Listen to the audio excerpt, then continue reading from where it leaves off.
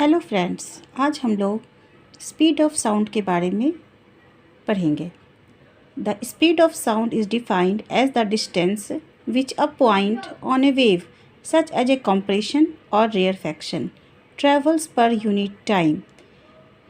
Speed of sound को हम लोग डिफ़ाइन कर सकते हैं जैसे कि अगर किसी पर्टिकुलर कंप्रेशन और रेयरफैक्शन के दौरान जो डिस्टेंस कोई भी वेव तय करती है और वो डिस्टेंस एक पर्टिकुलर पर यूनिट टाइम में वो कितनी डिस्टेंस ट्रेवल करती है, उसे ही हम लोग स्पीड ऑफ साउंड कहते हैं।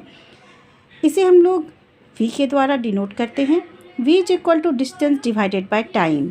तो इस तरीके से आप लोग जानते हैं डिस्टेंस, इट मीन्स डिस्टेंस को हम लोग लैम्डा से डिनोट करते हैं, वेवलेंथ डिवाइडेड बाय टाइम। इसे और फर्दर ब्रेक करके हम लोग लिख सकते हैं lambda multiplied bye 1/t, it means time.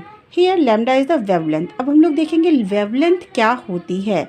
Wavelength of the sound wave, it is the distance travelled by the sound wave in one time period of the wave. एक particular one time period में जितनी distance कोई भी wave तय करती है उसे उसका हम लोग वेवलेंथ कहते हैं। दस v इज इक्वल टू, ऊपर वाले फार्मूला में जब हम लोग पुट करते हैं यहाँ पर हमने जो पहले पढ़ा था v is equal to 1/t, तो lambda is equal to v की जगह हम lambda in multiplied by v हम लोग पुट कर सकते हैं। So it means v is equal to lambda multiplied by v, that is the speed is equal to wavelength multiplied by frequency. The speed of the sound remains almost the same for all the frequency in a given medium under the same physical condition.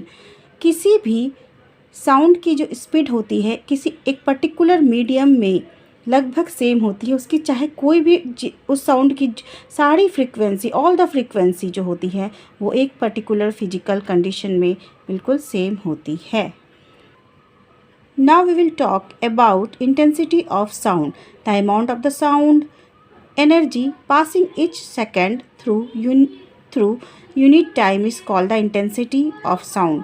जितनी amount of sound energy pass करती है in each second through a unit area, particular area में in a unit time, that is called the intensity of the sound. हम लोग इसे अगर चाहें तो loudness से और इंटेंसिटी ऑफ द साउंड को इंटरचेंज कर सकते हैं, बट एक्चुअली ये दोनों सेम नहीं होते हैं। Loudness is a measure of the response of the ear to the sound. Loudness वो एक ऐसा मेजर है जो हमारे ईयर्स किसी साउंड के लिए रिस्पॉन्स करते हैं, जबकि intensity the amount of the sound energy passing through each second through unit area is called the intensity of sound. तो ये दोनों डिफरेंट हैं। नेक्स्ट हम लोग जानेंगे कि जब थंडरस्टॉर्म होता है तो हमें पहले लाइट दिखती है, उसके बाद ही हमें उसकी साउंड दिखाई देती है। और आप इस बात को वैसे भी पहले से जानते हैं कि लाइट की जो स्पीड होती है वो साउंड की अपेक्षा कहीं ज़्यादा होती है। The sound of a thunder is heard a little later than the flash of the light is seen. So we can make out that the sound travels with a speed which is much less than the speed of the light. साथ ही साथ में किसी भी sound की speed उसके temperature पर भी depend करेगी और साथ ही वह किस मीडियम में ट्रैवल कर रही है। The speed of the sound in a medium depends upon the temperature of the medium. The speed of the sound decreases when we grow from the solid to gases state. It means जब solid में sound की speed हमेशा ज़्यादा होती है, liquid में उससे थोड़ी कम और गैस में उससे और कम। In way medium as we increase the temperature the speed of the sound increase. जैसे ही हम लोग टेम्परेचर बढ़ाएंगे हम लोगों को साउंड की स्पीड भी हमारी बढ़ जाएगी।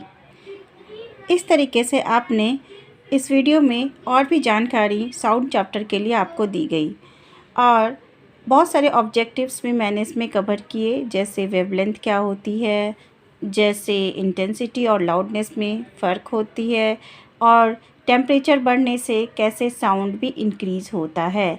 और साथ ही साथ में एक एक्स्ट्रा चीज़ मैं बता दूं कि प्रेशर का साउंड पर कोई इफ़ेक्ट नहीं होता है। नेक्स्ट बाकी की आगे की सीरीज़ मैं यूँ ही चलाती रहूँगी। अगर पसंद आ रही है तो प्लीज़ लाइक कीजिए, शेयर कीजिए एंड सब्सक्राइब कीजिए। Thank you.